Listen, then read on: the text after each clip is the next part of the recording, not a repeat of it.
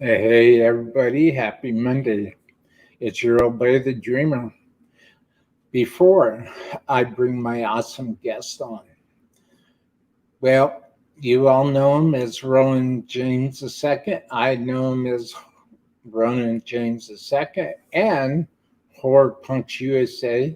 And for those that haven't been able to read the description of the show yet, you'll see why I said that. For those that are new to the show, my name is the Dreamer. Welcome to Hanging with the Dreamer, live from Dreamland Studios in Azusa, California. It is my pleasure and my honor to bring out my guest of the hour. And before I do, he's waiting very patiently in the green room. Before I bring my guest out, quick announcement. Number one, the Dreamer's Life on YouTube is merging with the Pure Music Factory. This is a dream come true for me. Once a month, the Pure Music Factory will be coming on the show. So get ready, because I have a feeling that John and I are going to have some surprises for you. Subscribe, smash that bell notification. Check out O'Donnell Media, Shauna O'Donnell. Check out RageBreedRadio.com. Check out the Essential Guitarist Group on Facebook, and check out all the links in the description box below. But most of all, go over to the Pure Music Factory's YouTube channel and check out what my buddy has cooking over there. Are you ready? For those that are new to the show, and for those that are watching on the replay, my name is the Dreamer. How do you do? Let's welcome to the show my esteemed guest, Mr. Ronin James II. Hi, Ronin. How you doing, Dreamer? How are you? I'm good. How you doing? I am wonderful. I am doing great. Thanks for having me. Oh, it's my pleasure. Thank you so much for giving me your valuable time. So let's learn about the Horror Punks USA. What is the idea and the inspiration and the background of Horror Punks USA? So, Horror Punks USA all started as a fan site, I guess, on Instagram and Facebook. I was inspired by Horror Punks Germany. Shout out to Crowley. Shout out to Crowley over there. Horror Punks Germany, Deadly Distribution. I kind of saw what he was doing, kind of piggybacked off that, and I started up a USA kind of fan page for some of the horror punk bands that were active and the old stuff as well. Um, and next thing you knew, some other countries kind of followed suit, and little bands started popping up with their little horror punk group all over social media. With we have Canada and Japan and Brazil and Ecuador, and I mean there's a bunch. So some are more active than others, some have more bands than others, but it's become kind of a global community through social media. So it's pretty cool to see. So that's how we started out. And then I was living in Atlanta at the time when I started the fan page, working in the film industry. I'm a professional stuntman and stunt coordinator and stunt rigger, and done a little acting and all that fun stuff as well. So I was in Atlanta.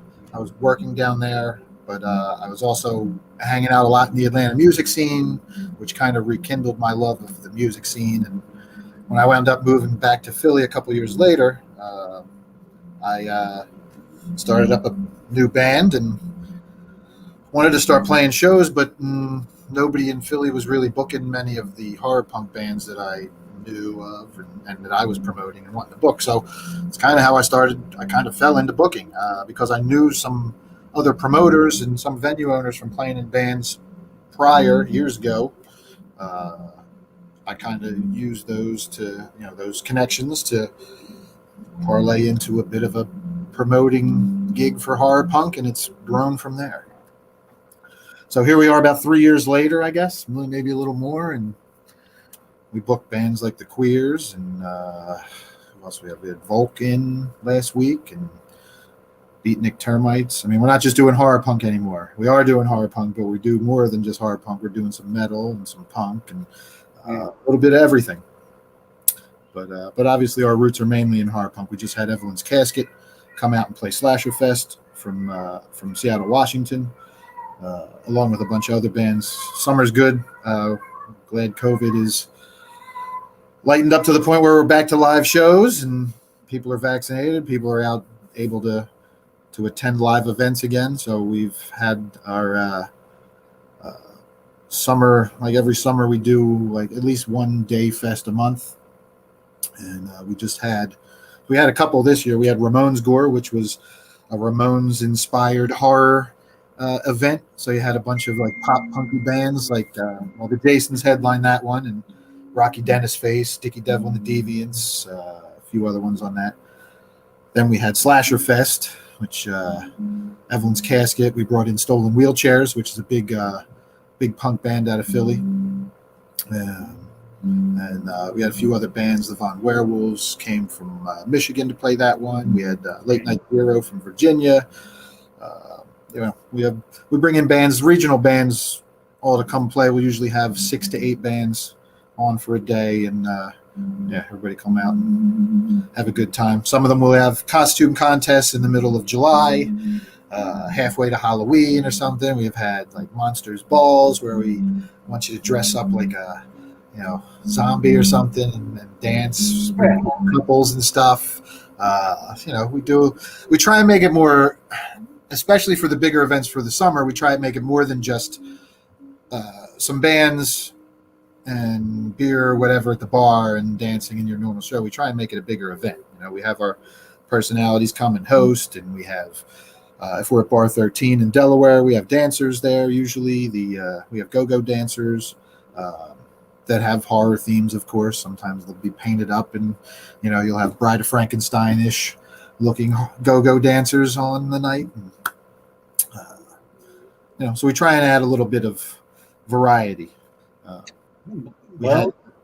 We had one of the guys from Army of the Dead at our one of the stuntmen who fought Bautista in that knife fight scene. He was there for the last event and did a little meet and greet and photo ops with people. And that's cool. Hooked me up. The perks of knowing some of the big guys in the business from being in there for over a decade. So, Army of the Dead, that was a good movie. Yeah, it was a lot of fun. I enjoyed it. And it was good to see my buddy out there on the big screen fighting Batista. That was I got a kick out of that. I get to say, hey, I taught him everything he knows. Not really, but I could joke. Well, in the chat, we got Fruitcake Tony. Hi, Tony. Thank you for being here. Thank you for being here. Tony, you're awesome, man. You're my one of my biggest fans, man, and I can't thank you enough. I really need to have you back on Fan Appreciation Day, and after the show schedule starts to slow down a little bit, I will because I'm booked solid through August. I want to have you back on Guest Appreciation Day. Thank you for being here today, Tony. If you have a guess for my question for Ronin, please feel free to ask. And whatever you ask, I will ask them ASAP. So, what I'm real interested about, I'm no stranger to horror, and I'm no stranger to how the whole horror theme impacts the community and impacts your surroundings. I I get it. And I love it. I My history with horror, Boris Karloff, Lon Chaney Jr., Uh, Classics. all the classics, and I gotta tell you, the fact that you are so committed to the art form, to the music, I really admire that, and that's why I wanted to have you on the show. And I am I am thankful that you're here because I've been waiting now for the time that we've been waiting. Well, between the first time we started talking and now, to ask you a couple questions. And now that I have you, I gotta ask. Yeah, I'll hate myself if I don't. yeah. I gotta ask you, Rowan. Yeah, fire away. Fundraising. How do you approach fundraising and mix in the whole horror community? Well, when you say fundraising, you talking about charities? You're talking about for productions, stuff like that? Are we talking about For charities. charities and stuff? Okay. So I mean, everything is got slowed down because of COVID, obviously with the live shows. Yeah. But we've had some. I guess when we had some of our bigger festivals, we've had some. I guess harm prevention is the term I want to use. There's a narcotics problem in Philadelphia, so we've had groups that supply Narcan that go out on the streets and educate. They've been at our events before. We've had them passing out information and materials. I mean, the biggest thing with fundraising, and we just had another one when we did our show at the State Theater. A portion went to one of the local animal shelters there.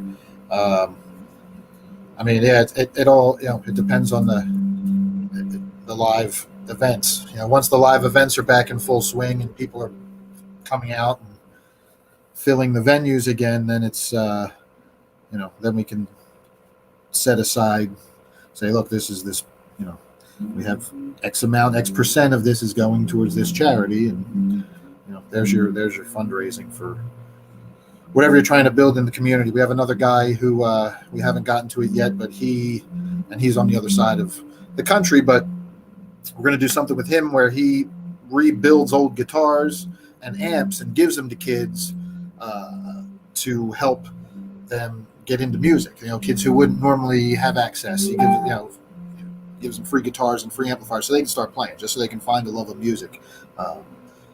He takes donations in money, or he takes donations in old instruments you're not using anymore. So either or. There are different things that we will make sure that we have our hand in. I have a brother who passed away from a heroin overdose, I guess about 7 years ago. So the heroin addiction thing is something that's hits close to my home. Uh, Everybody in Horror Punks USA is an animal lover, so the animals we always out to help, and music. I mean, that's another. It's always. I don't want to say we really go out and pick and choose, but we kind of happen upon these. Like even with the guy with the guitars who was doing these donations, I just happened to see he's one of the guys that follows the page, and he didn't reach out to us. I just happened to see some posts that he was making, and it was like kids standing with guitars, and I was like, wait a minute, what's going on here? And I kind of just dug a little deeper, and I was like, man, that's freaking cool, man. That's awesome. That is awesome. That's so I reached out to him, and my apologies because I have to get back to him because we do want to do something with those guys because it is important for kids to be able to have access to instruments and real music. No offense to DJs and electronic music and all that stuff, but let's you can't have one without the other. So we want to make sure that kids are still playing real instruments as well. That is very well said. So two things real quick. Very well said, brother. Thank you. Very well said. Thank you. The with your brother, my condolences. I'm very sorry that you've gone through that. It's gnarly. Most of the drug use, most of the drug life, I've just seen people just flitter away, fade away, and disappear. Yep. And then you see somebody, I've seen that, and I see somebody 20 years later. I'm like, oh, either, it's just, man. It's just a very tough situation, and you came back, and you're trying to do some good for others, and you're fueled by the loss of your brother, and I admire that. That is great. That is fantastic, and I want to encourage you to keep pushing forward. Keep pushing forward.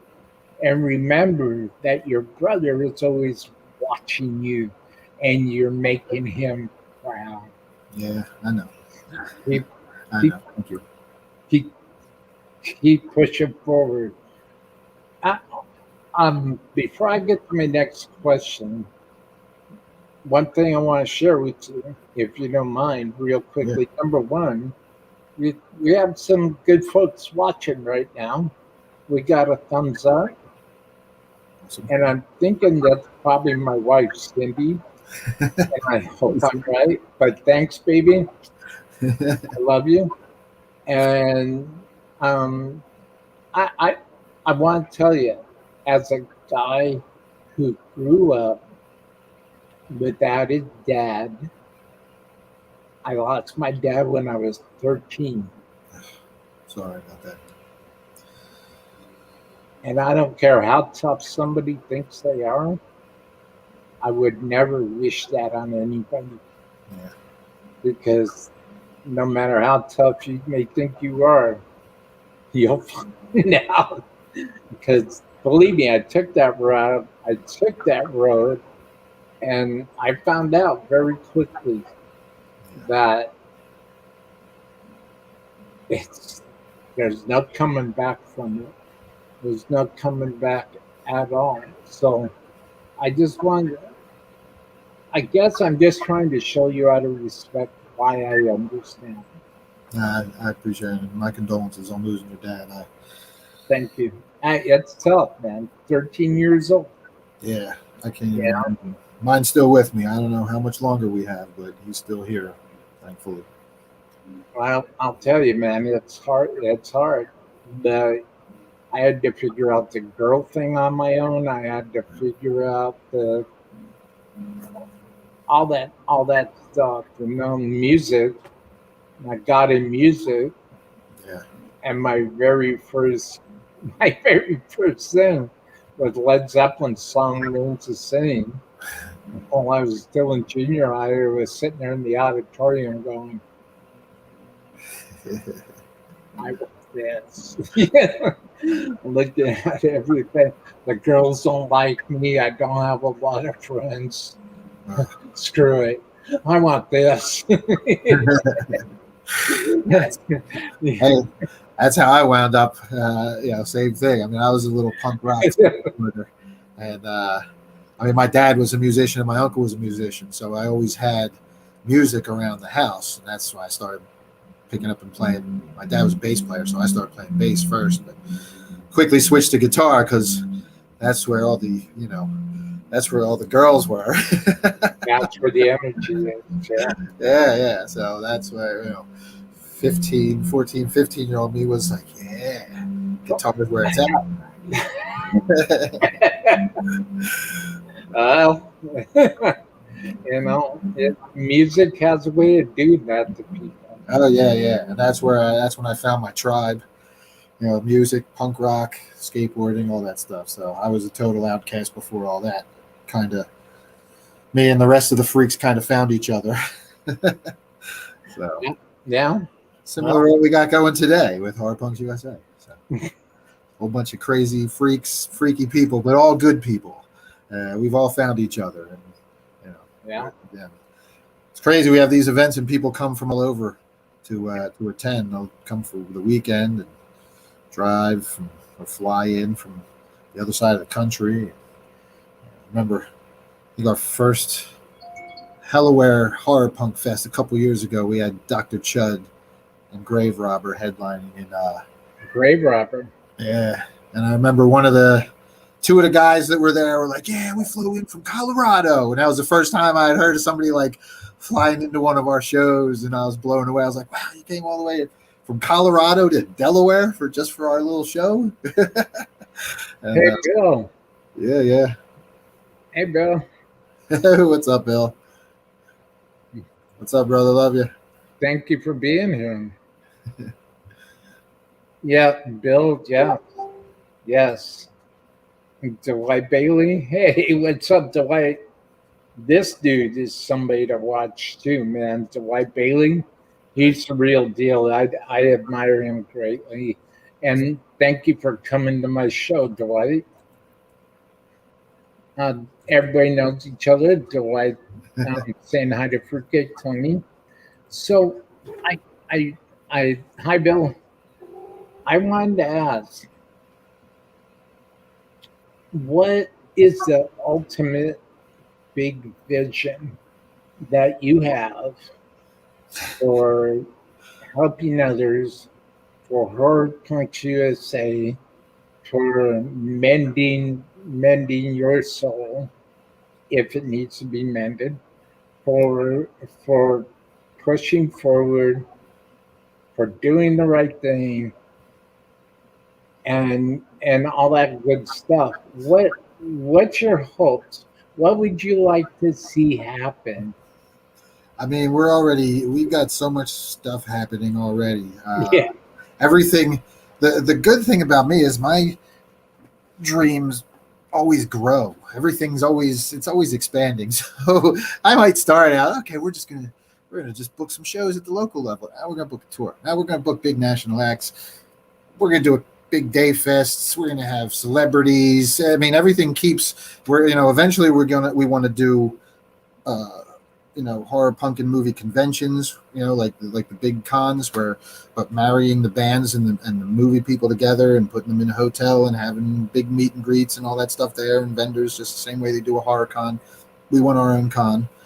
I've joked and only half joked about wanting our own cruise, but I get a little seasick from time to time, but I will take some Dramamine and we will have a Horror Punks USA cruise one day. Why not? Why we're not? doing. I mean, then that's the live events. That's that's for our eventually, um, because we're already working with celebrities, horror celebrities from film anyway. I've worked with a bunch of them myself doing stunts, and I'm friendly with a bunch too. So when they pass through town, they can come make appearances at our events. We are right now in the midst of production on we have a YouTube channel. We have a whole TV channel that we're, again, it never ends. We're working on a streaming site. So eventually we're going to have our own streaming channel similar to Shudder that will focus on horror movies and music. And it will have movies that you can, just like Shudder and Netflix and all those other places that will have all the movies that you can stream. You'll also have access to exclusive music content from bands that give us exclusive content as well. Shows, live streams. When we have our live events, we'll live stream them to our channel. So if you are on the channel, you can watch our live events from anywhere in the world. When we're putting on these big day fests, that'll all be worked in. We'll have interviews with the bands on the channel as well that you'll be able to stream and watch at any time. Right now we're a YouTube channel and we're growing. We're almost at monetization, and these things take time, of course, but slowly but surely it's keeps building. So gotta keep pushing. Yeah. Right now we're at the what I'm doing color correction right now on a prologue video for our Dickie Devil and the Deviants Rock and Roll Mystery Series, and that features Hollywood actor Andrew Brynjarski, who you would know from 2003 and 2006 Texas Chainsaw Massacre. He was Leatherface. He was also Zangief in the old Street Fighter movies. The old Street Fighter movie with Jean-Claude Van Damme. I remember that. He was, he's been in a ton of stuff. The Program, Batman Returns. I mean, he's done a ton of stuff. And he's the voice of our Anubis Doggy Deviant puppet dog tour manager for the show, which we haven't revealed yet. It's a puppet. Giving that away here. I mean, people know it's a puppet, but it's been a drawn cartoon so far, but we can't afford animation yet. So low budget studios, we had a puppet. We could afford a puppet. We had a puppet made by Twisted Vines for our mascot. And, we have a puppeteer, and Andrew voices our puppet, and it's amazing. It's hilarious. And everything is shot on blue screens here at Astro Monster Records, right in the other room. Dickie Devil and the Deviants are in it. They star in the show. Some of the Horror Punks USA TV celebrities are in the show as well. They make appearances. They have recurring characters. It's a kind of send-up of Scooby-Doo meets the Monkees, where Dickie Devil and the Deviants play music and solve mysteries every episode with the help of their puppet dog, Anubis. And so Andrew's also one of the producers on the show, and we're going to get 3 episodes shot and in the can, and then we're going to shop it around to some networks and streaming sites, and use that to help springboard and build the brand more. Go do it to it. You know what, I'll tell you before I'm out. Thought what I was going to say is, let's see, Derek does stuff is here. Woohoo, up my alley. Derek does stuff, no way. Yeah, he's a huge fan of Andrew. That's awesome. Yeah, Andrew's awesome. He's a really great guy. He's from Philadelphia originally, the Philadelphia area. So he lives out in LA now, but the director of our show is friends with him on Facebook, and they chat from time to time. So when he pitched the show to him, Andrew loved it. He thought it was hilarious, and just thought it was just such a funny idea. Loved the idea of voicing the dog too, and was just, when I first got the tape, I was like, oh my God, it's perfect. So good. And it will premiere. So our prologue premieres on Wednesday, actually at noon. A quick plug for the YouTube channel. It's yes. HPUSA TV. If you haven't seen I know that's the picture you posted. It's our little mascot jumping out of the television, our little punk rock zombie there, Harry jumping out of the television. But HPUSA TV, subscribe, like, follow, all that good stuff on our channel. And on Wednesday at noon Eastern Standard Time. Get those links. Yeah, the Deadsville Rock and Roll Mysteries Prologue, Doggy Deviant Prologue will premiere. So you get your first look at the Doggy Deviant puppet, and you will hear Andrew voicing him for the first time. And yeah, pretty happy with it. Turned out pretty good. It's pretty fun. Well, on the Dear Junkie 35 is saying hello to Dwight. Hello, Derek. Does sub Dwight saying howdy? Hello, Derek. Does stuff.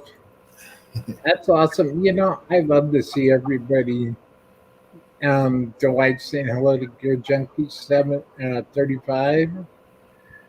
Yeah, the usual suspects hanging. I see. That's awesome. Hey, Mrs. Cup. About the right thing. That's it. That's it. Mrs. Cop. That's awesome. Dear Junkie 35, what's up, dreamers? Hello, Derek. Good stuff. Cool. Everybody's here. So thank you all for tuning in. Appreciate it. Yeah. And what you were just about to say, dear Ronin, we both appreciate you tuning in. Thank you. Thank you so very much, everybody.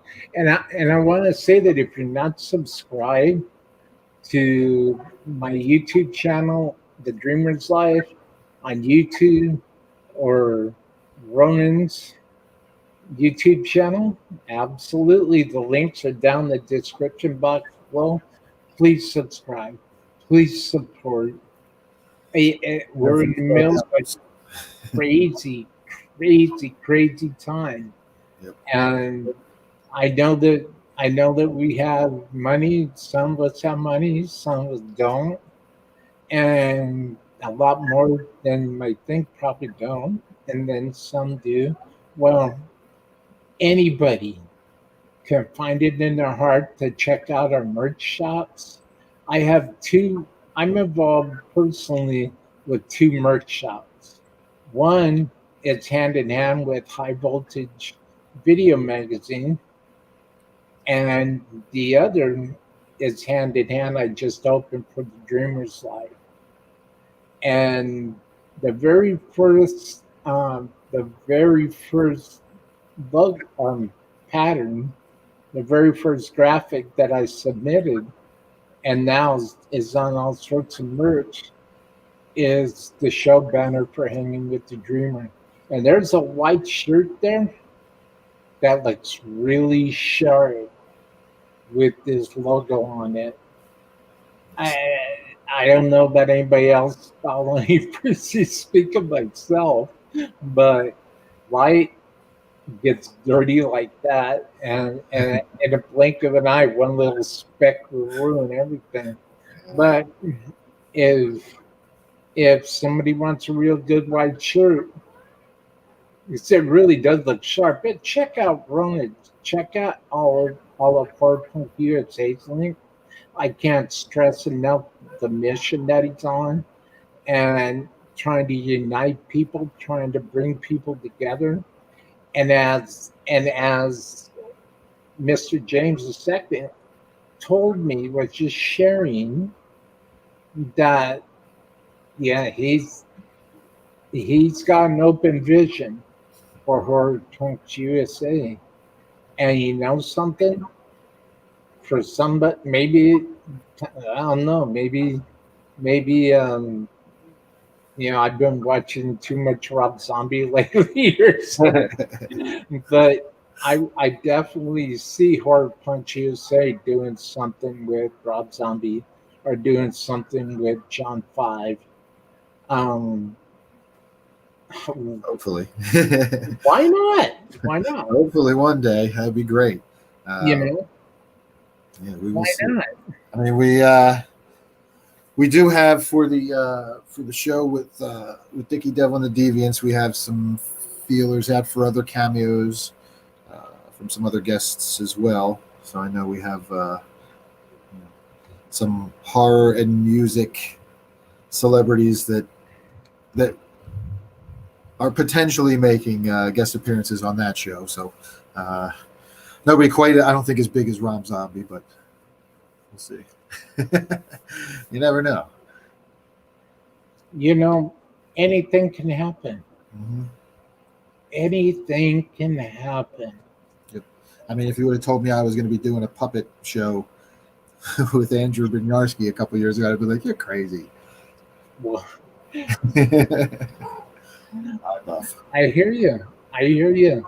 And, you know, I totally get it. I understand.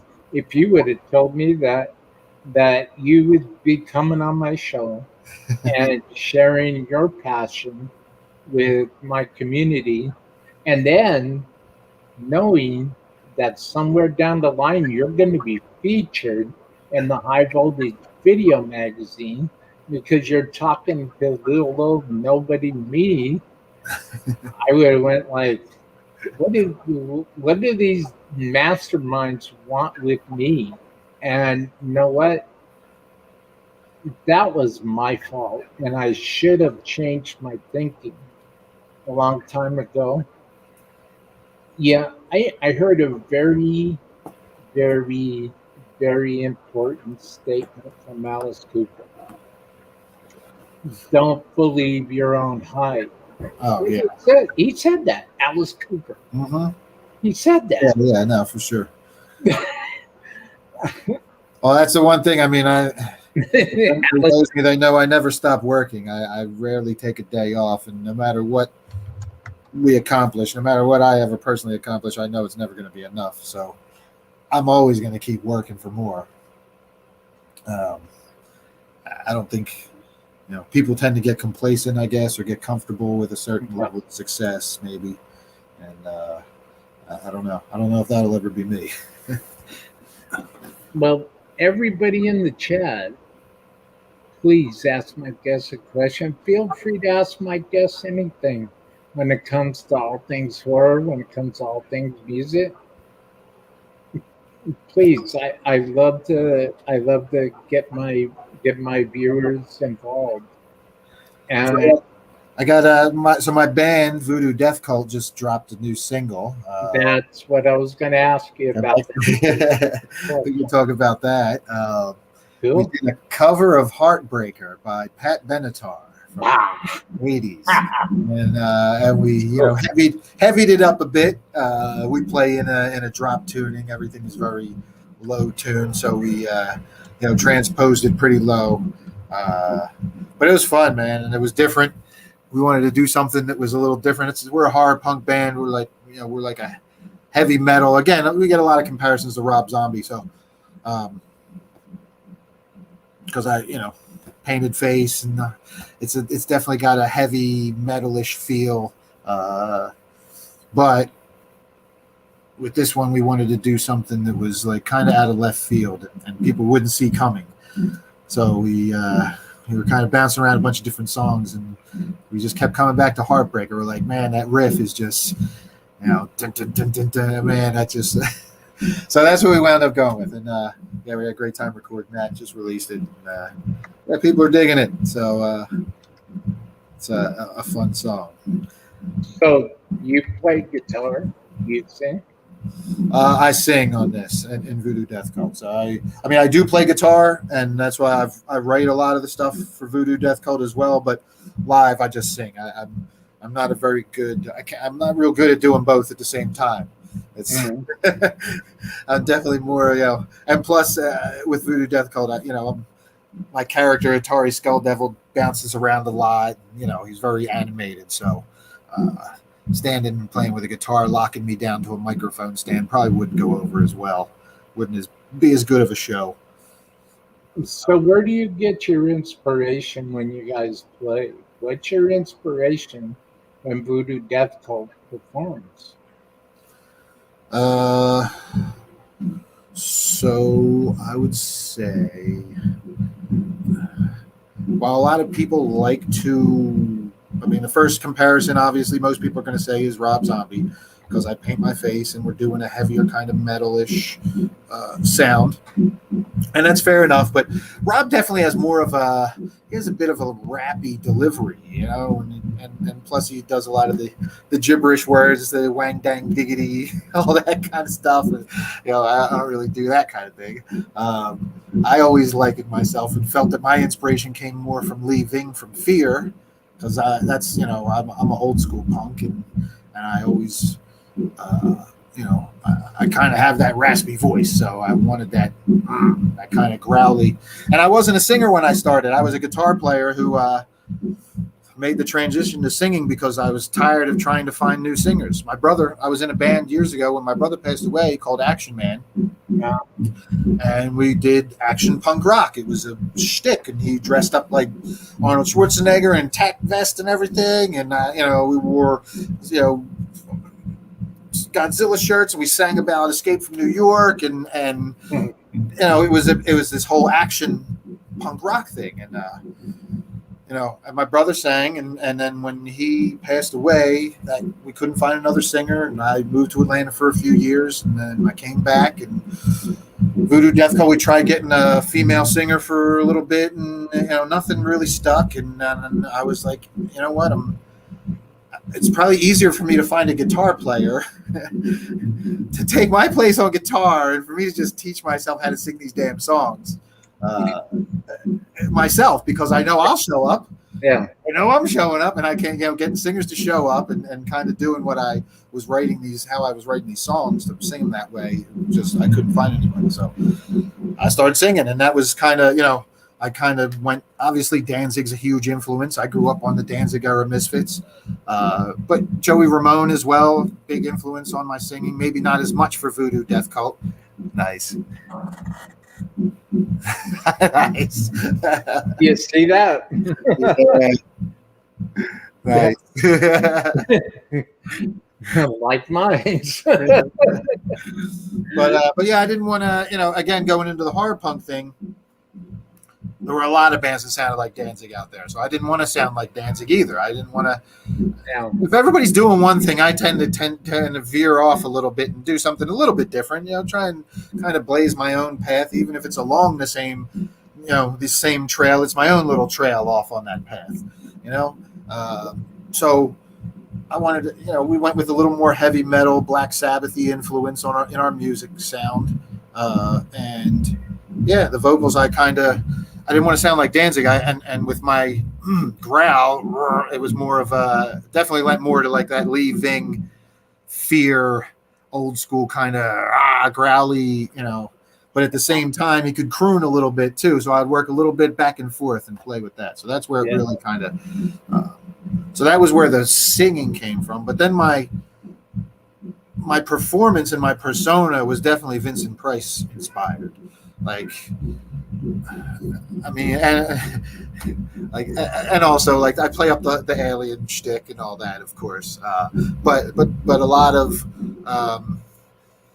parts where Atari talks during songs or does little dispositions or is telling a story. I take a lot of that from, you know, Vincent Price, the classic. You know, the old school, I guess you'd say, that came out of the vaudevillian era and kind of bled into the horror, and where they had those guys like Christopher Lee and Vincent Price and all those that were, you know, the classics. So that kind of played a part. But I just took it and turned it to like 11 and added the alien ass eater man whore aspect of it. So Well, I'm all over the place. Dear A little sci-fi, a little horror. Well, Dear Junkie 35's asking you, anyone or anything specific inspire this direction, imagery, or the vibe in music? Thanks. So like bands that inspired it, and the way Voodoo Death Cult looks and plays. It's definitely Rob Zombie and the Misfits, and Wednesday 13 as well. Murder Dolls. Definitely more of the Kiss. I mean, I can't leave out the originators of face paint. One of that's like my first love was Kiss, man. That was like Kiss Alive 2 was the first album I ever bought with my own money, like my own saved money. I was maybe 10, 12 years old and saved up. I'm probably giving away my age, but yeah, man, saved up to buy the record, and I was like, I guess I have to. Remember my babysitter had it and brought it over and played it, and I was just like, wow. Because my mom was listening to like the Bee Gees, and she was into she listened to rock too, like the Stones and Beatles and all that. She loved all that stuff, but nothing like Kiss. I didn't get exposed to Kiss until my babysitter brought it over, and I had a crush on the babysitter. So whatever she brought over, I was like, wow. But now Kiss was everything. As a kid who read Marvel comics and grew up loving Spider-Man and all that kind of stuff, and to see like rock and roll superheroes, man, that's what it was, man. It was the best of both worlds. It was rock stars and superheroes in one, and that's kind of like, that's the inspiration, I guess. If you get down to it, Kiss is the ultimate. It's got to be everybody's inspiration, and I'm sure they took it from somewhere. But for us that are out here rocking and doing the face paint thing, and Kiss just inspired the look, and then the Misfits really with the music, kind of doing the horror thing, kind of made it a thing, I guess you would say, between the Misfits and Blitz Kid. Mr. Monster. There were a bunch that there was the first wave in with the original Misfits with Danzig, and you had bands like Morning Noise. There was another in that first wave, but it wasn't really. Nobody really called it horror punk until they got to the second wave. Yeah, the second incarnation of Misfits, right, with Graves, and then you had Bliss Kid, and you had these other bands, Calabrese, and these other bands start to pop up, and there was more of a scene and more of a unified kind of coalition of these bands playing together and kind of discovering each other, and that's when it really got termed horror punk. So that's where you get the inspiration for the music, and the themes of the music and all really took off in that second wave, I guess you would say. It originated in the first wave, but it really caught on during the second wave. But then you had bands like the Cramps doing their thing back in the day too. Screamin' Jay Hawkins is another one who, a lot of people are like, yo, that's the first. He's like the original horror punk, because, if you ever watch any of the old Screamin' Jay Hawkins stuff, or listen to any his old stuff, he was all about the horror. So, I've got to ask, what, or rather, let's see, your Junkie 35's big. That's cool. Do it. Got it. Thank you. All right, you can hear my cat howling over here. She's been at this for a couple of days. Stop it. Well, so what I wanted to ask you was, no big deal. Sounds like Miami about an hour before dinner time. So it's all good. So what I really wanted to ask, I had two questions for you. I asked you the first one, now I'll ask you the second one. Who was the first artist or band that you saw when you were young that told you that, it made you realize you wanted to be involved with music, whether it's writing it, playing it, being behind the scenes, managing it, managing artists, handling an artist, being a promoter? Yeah. Who was the first musical act? Who was the first artist or band that you saw that got you started on your journey? Hmm. See, it's a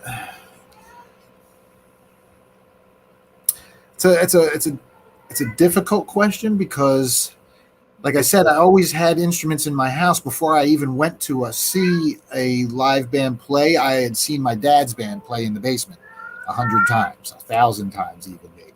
So I had been around musicians, and I had been around. I had gone to see my mom would take me as a baby to see my dad play when I was able to and stuff. So that is probably that was probably the first seeing my dad do it is probably what made me uh, just assume I could do it. Like it's tough to say because I mean, I can remember going to shows, but I was already playing instruments and stuff by then, and I was already by the time I was old enough to like go to punk rock shows, 14, 15, 16, like on my own and stuff. I was already playing in bands because I was already playing instruments early on, and so I don't think I came. Yeah, it was like a family thing. I guess it was like a family musician. So there wasn't really a band that I saw live um, that really made me say, "Oh yeah, that makes me want to do music." I mean, like I said, Kiss made me want to. Kiss was like I wanted to be two things when I was a baby, when I was a kid growing up. The first TV show I loved was called The Fall Guy, and it was all about stuntman. So I wanted to be a stuntman. And Kiss Alive 2 was my ultimate music to my ears. Like that just awoken me to music, and that was I wanted to be a rock star. So those were the two things that the two dreams that I can earliest remember ever having. Like, what did you want to be when you grow up? Anything like that? Even thinking, man, that's what I want to do. Uh, but it was because of Kiss Alive 2 and because of watching The Fall Guy. So, now Well, here I am. I've worked on tons of movies. I've made it as a stuntman, and currently working on that rock star thing. so keep going.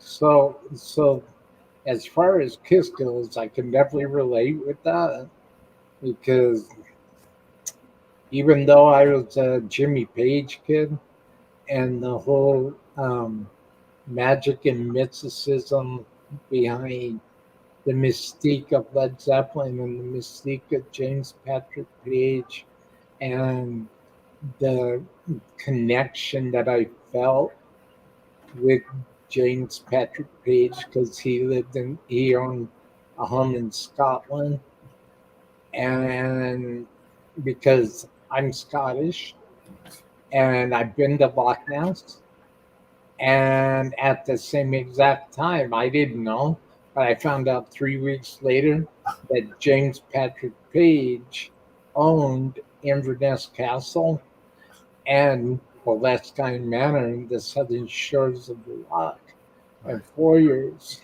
in Scotland. And so all that has a real deep, deep, deep meaning with me. But I'll tell you, the band that got me interested, well, before I bring up the first live band I ever saw when I was a kid. And of course, I gravitated to the guitar side of the stage. And it just happened. Mm-hmm. And when I was really young, I used to sit in the kitchen of my childhood home in the middle of the night with my mother, listening to Les Paul and Mary Ford on an old hand-me-down radio. Nice. Yeah, yeah. And that is when I started to get an ear. That's when I started to mentally and my ear tonality wise started really developing and was born and searching for in my head a rhythm in my head, and the music seems so grand, the music seems so um just out of this world, Right. but it made you feel good, and it made you want to clap your feet, and tap your hands, Right. Right. and Les Paul and Murray Ford. Yeah. Now I remember watching some of the old videos. You know that. But then, I mean, that's what got me. That's what got my ears interested. Was that, and then I had the esteemed pleasure and the privilege to go to Wolf and Russ Miller's Country Club in Reseda, California, with my sister Paula, and we saw the original Quiet Riot. Randy Rhoads, Kevin DuBrow, and Kelly Garney had stopped playing bass by that time. So Rudy Sarzone, then Drew Super Chief Forsyth on drums. Nice. And of course, here's a knee-high to a grasshopper. So I'm over on Randy's side, and Randy Rhoads is standing right in front of me, like, Yeah. you know, just high above my head, staring right down at me, you know. And that's something happened. Something happened inside my heart. Something I could feel a change taking place. Then the next gig, the next weekend was Motley Crue. And Mick Mars, again, I knew that I just loved to be on the guitarist side of the stage. Yeah. Yeah. Didn't know why. I just knew that that's where I belonged. Yeah. And Mick Mars, same thing, standing right up about this far above my head. Two Marshall cabinets, 200-watt JCM 800 Marshall heads. Everything's craned, coming right at me, and he's standing in black, long black hair, black leather, you know, and I was just like, how do I do this? I want that. I want to be that, Yeah. Yeah. you know. And then and then there's numerous other experiences like that. But those are the two Yeah. that ring out in my head, you know. Yeah. Yeah. How about everybody in the chat? Everybody who's watching right now, to share with us who your first musical act was. Who was your first band? What was the thing that got you interested in music? Shout out in the chat. Yeah, love to know about it. I'll share it. Shout out in the chat. So, what do you think is the hardest, Ronin James? What do you think is the hardest about staying true to yourself, staying true to your mission in life, and staying true to why you feel you were put on this earth to do? Well, I try to. I try not to get too high or too low, which is difficult sometimes. Obviously, you know, when I have a win or a big success, you know, I don't get too excited, too over the top with it. Just like I try not to get, if we have, you know, if we take a loss or something bad happens, I try not to dwell on it too much. It's tough sometimes, especially in this business, and you know, especially with everything that we've just been through, and now trying to get back to, you know, some kind of semblance of normal life and normal business as usual that we were used to before all this. So it was tough back then. I can't, you know, this is all unknown now going forward. We're just like, okay, hopefully we're still following the same business model we were before, or are we going to change it up now, or what are we doing? Everything's kind of in the air.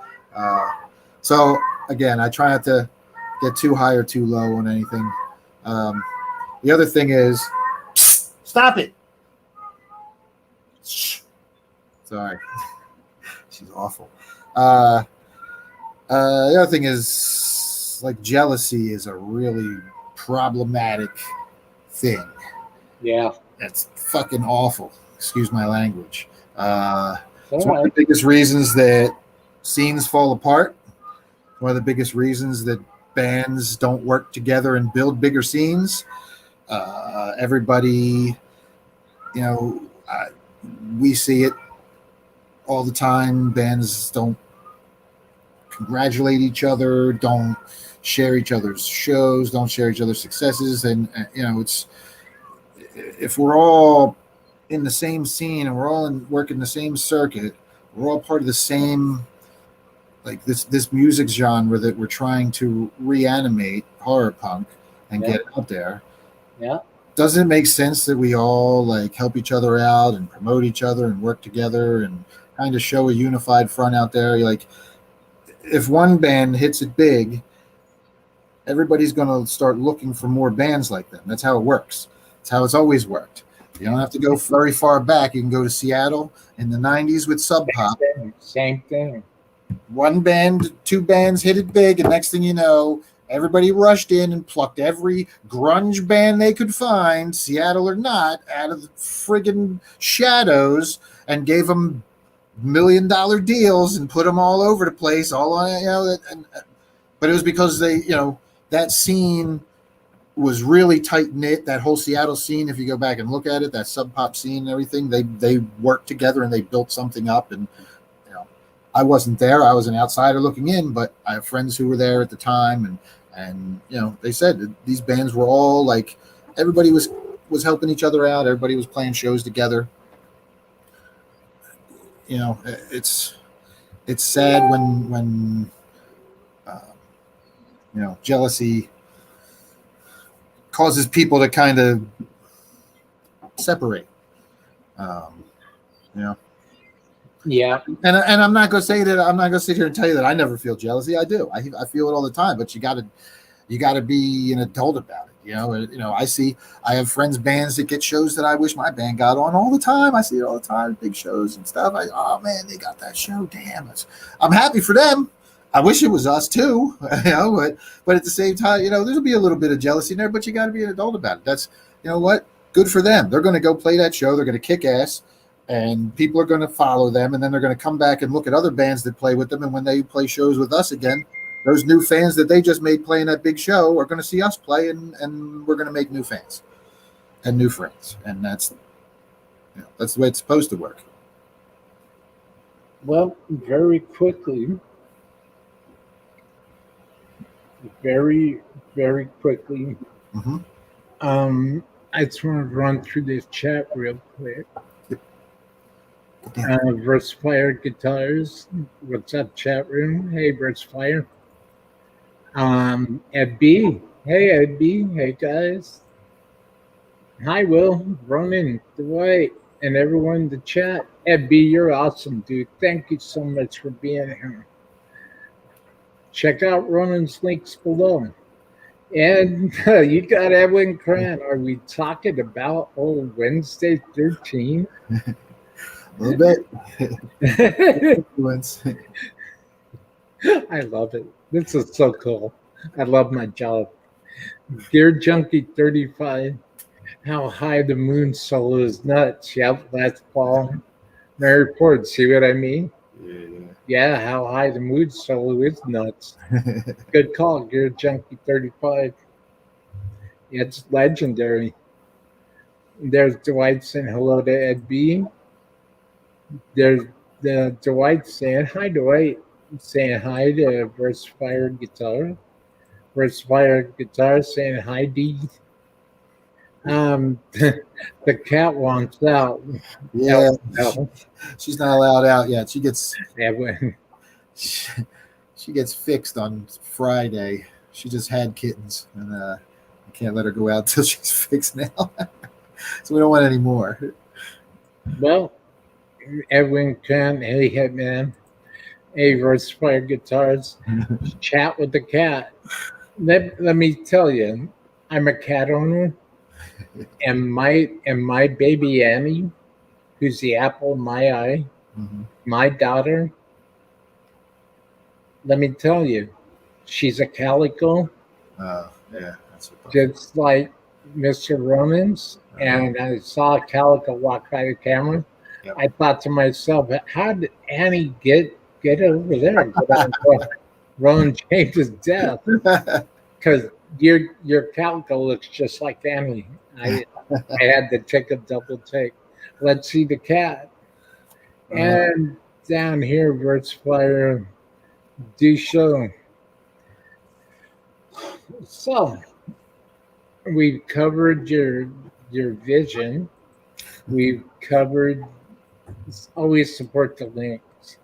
Always, and for anybody who might be just scratching the surface with being a content creator or trying to think of things to talk about or to do, or believe me, building guitars is one thing. That's a gift. That's a privilege, not to be taken for granted. It's a gift. But sometimes on the reverse end of the spectrum, trying to run a recording studio, there's Annie right there. It's exactly what she looks like. That's cool. And check out all of it's not easy. It's not easy. We do this stuff because we love doing it.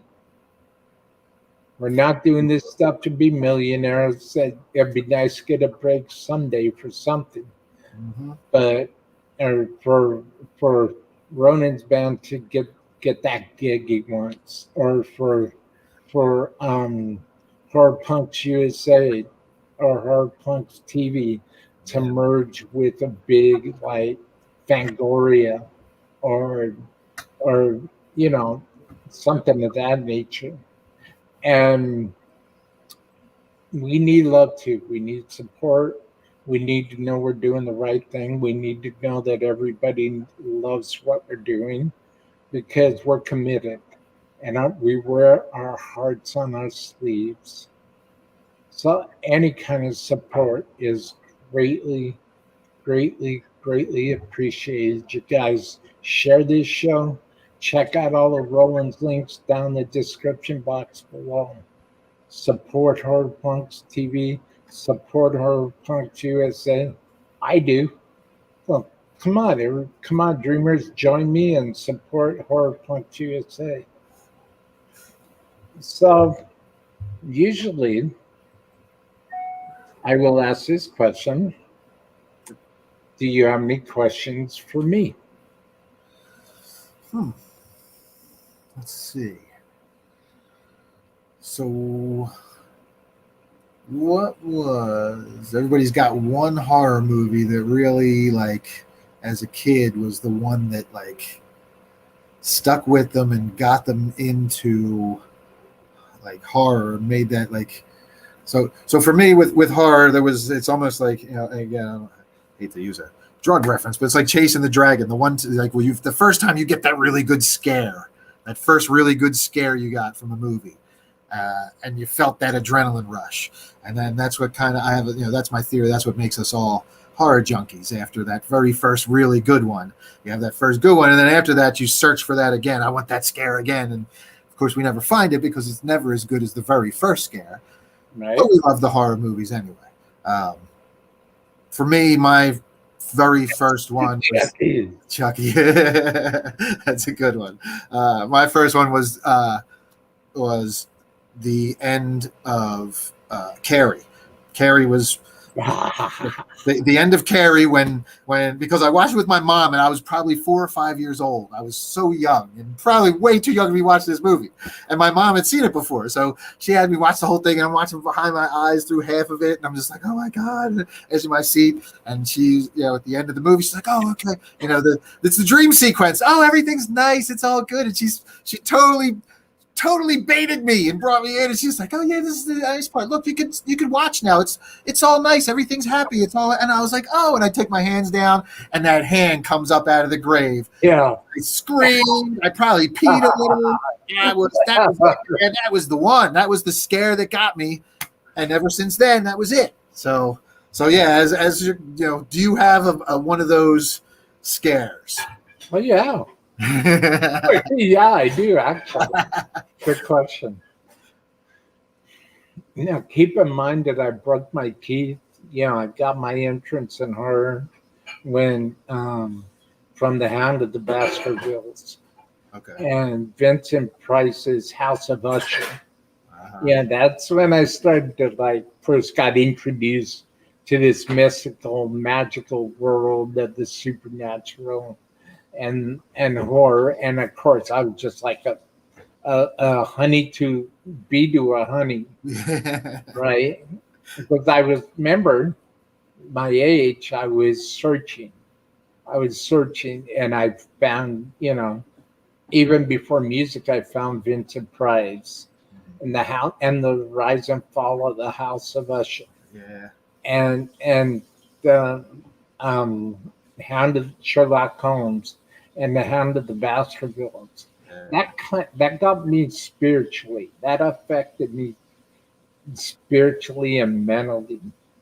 Now that I look back on it, but this is all leading up to answer your question.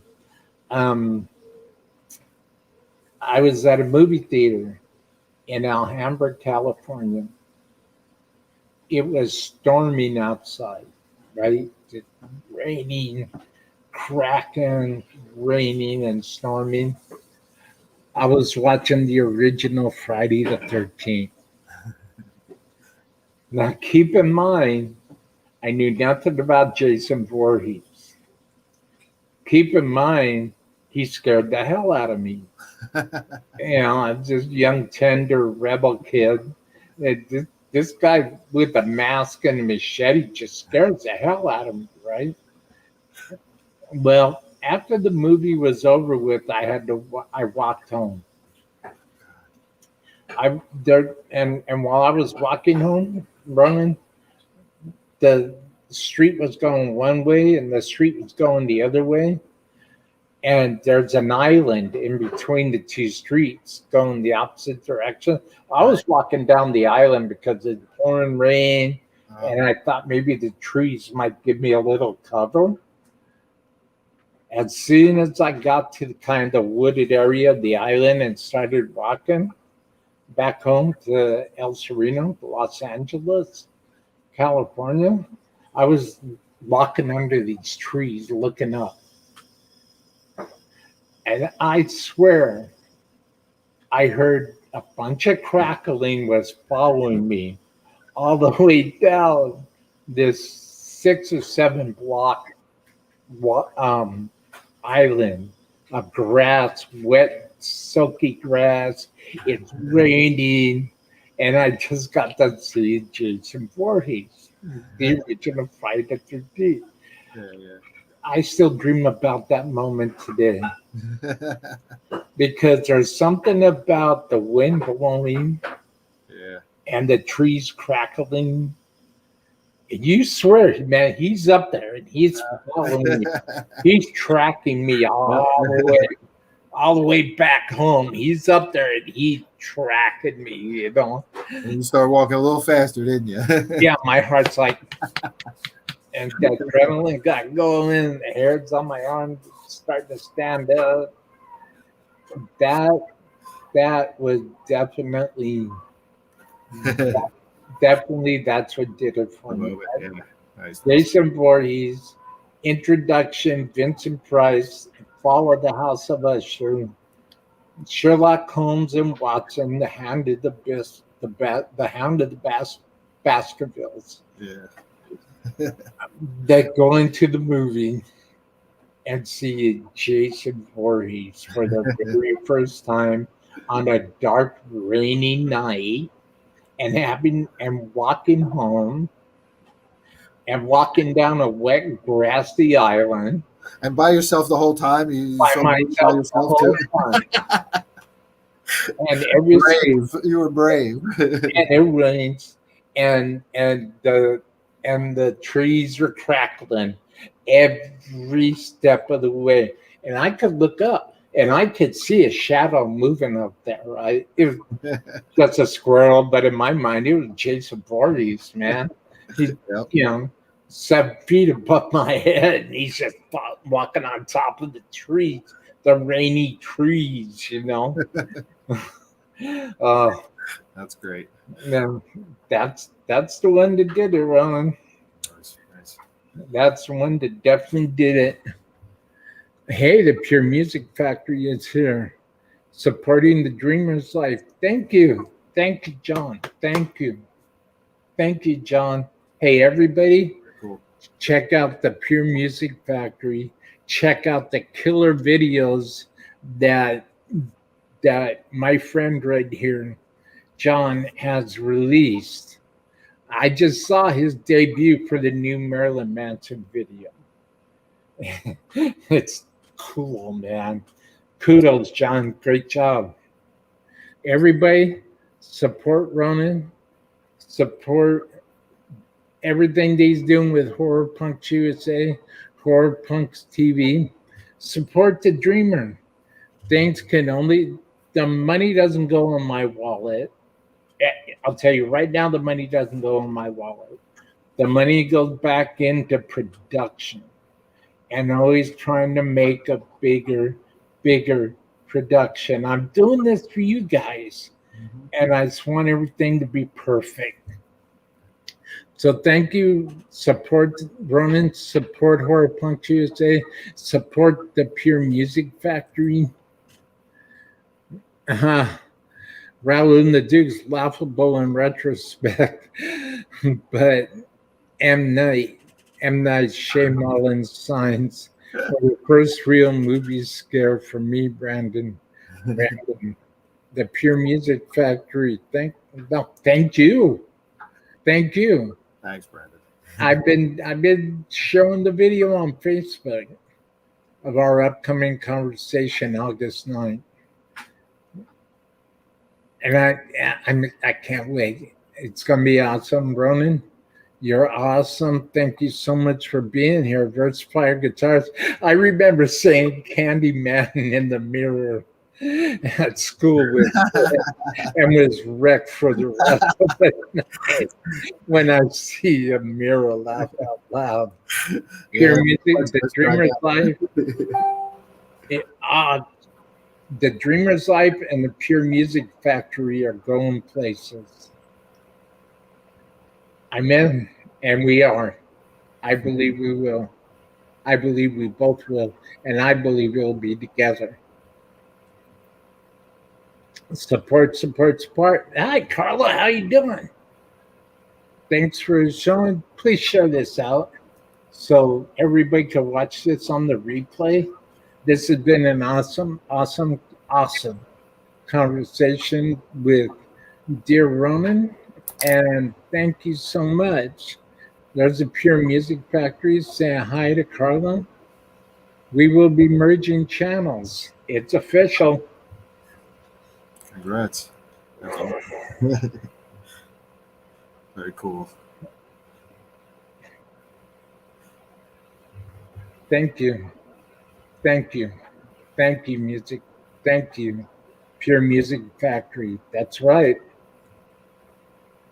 Hey, Music Therapy Labs. What's up, Will? Hey, next Sunday, 9:30 a.m. Everybody check out Music Therapy Labs show on YouTube.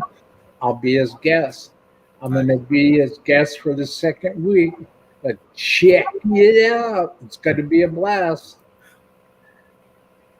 Yep. Great show, Dwight. Well, Dwight, thank you. Well, I just want to thank public, and the chat's flying now. Music Therapy Labs. Yep, next Sunday. Yep, the dreamer's life will be invading Music Therapy Labs' world. It's going to be cool. I can't wait. It's going to be awesome. First Fire. Got to go finish clear coating a guitar. Nice. Hey, keep up the good work, First Fire. Pure Music Factory. The Dreamer and Pure Music Factory combining to get the word out there. Absolutely. Absolutely. Absolutely. The journey's only begun, Pure Music Factory. I can't wait. I'm looking forward to this. This is awesome. Awesome, awesome, awesome. Thank you for being here, dear John. Thank you. Thanks for letting everybody know. Music Therapy Labs. Landshark Mark is here. Dude, I woke up too late. Landshark Mark. Hi, Music Therapy Labs.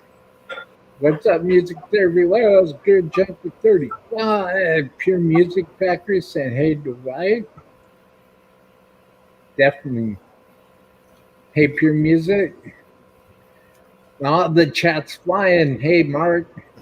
You can catch it on the replay, brother. It's good to see you. I'm glad that broadcasting gear I sent is working out for you, man. That's awesome. Well, Mitch Harmon is here. How are you? Say hello to Ronin. Hello, Gear. It's a white Bailey. Hello, Mitch Harmon. Thanks, Music Therapy Labs. Next Sunday, lads, 9:30. Holy mackerel. Hey, Mitch. I'm afraid you're coming in at the end, but please support the links in the description box below. Follow Horror Punch USA and everything that Mr. Ronin does. He's got a great vision. Watch the replay. And you'll see what I mean. No, sorry. No worries. Yeah. Hey, by the way, before the show ends today, I just want to share with everybody that next Thursday, I will have the Lonely Ones will be dropping by to show them. I'll be showing some of their videos on the live broadcast. So you're going to want to go to my YouTube channel, subscribe, smash that bell notification, and again, support. Horror Punch USA, and get ready for a rocking show next Thursday. And then 2 weeks from now, on the 9th, the Pure Music Factory will return. Donna Drake, the award-winning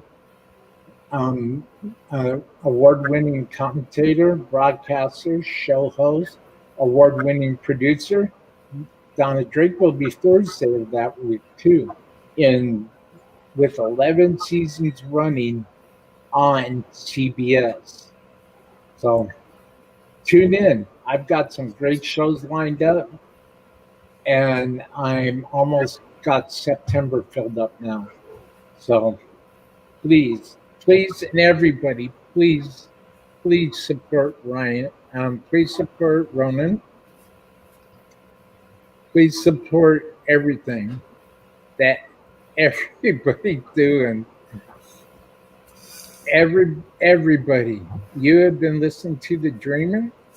You've been listening to Horror Punks USA. Thank you, everybody. And smash that subscribe button if you haven't done it already. Like I said, because I have some killer shows coming up, I'm very blessed. I'm very fortunate. It's a blessing. It's a privilege. And I love to do what I do. And it's a privilege to know people like Ronin. And it's a privilege to be familiar with Horror Punks USA. And I could definitely say that, Ronin, you're definitely a part of my family. Thank you, Dreamer. I appreciate that. We consider you part of the family as well. We're all one big freak family. Absolutely. So, Ronin, if you'll hold on for a second, and I also want to leave an open door for you to come back. For sure. If there's anything in particular that you want to talk about. Yeah, once we get the TV show rolling and stuff, and we have a whole film division of Horror Punks USA too, where we're making our own horror movies along with this TV show that we're doing for the YouTube channel. But we have one short horror film out already, and we did at Christmas last year, Krampus Night, and yeah, we got more. So we'll talk movies more next time. Definitely. It'll be my pleasure. Thank you so much for blessing me today, for blessing everybody in the chat. Thank you guys for having me. Thank you so much. Thank you so much, everybody.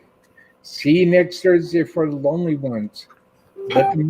Hey, yeah, man. There she is. That's the way it is. That's exactly the way it is here too, Ronin. It's a pleasure. All right, brother. Take care. Hey, if you hold on for a second, I'm just going to play the outro video. Everybody hit that subscribe button. Support. Horror Punks USA. Support Mr. Ronin James II. Support the Dreamer. Support the Pure Music Factory. Support High Voltage Video Magazine on Facebook. Support O'Donnell Media and Marketing, Shauna O'Donnell. Support Surrender Stella. Gosh, support everybody and everything. That felt good. That's cool. Support everybody and everything. But please follow and support Ronin and Horror Punks USA. See you next Thursday. And look up the Lonely Ones on YouTube.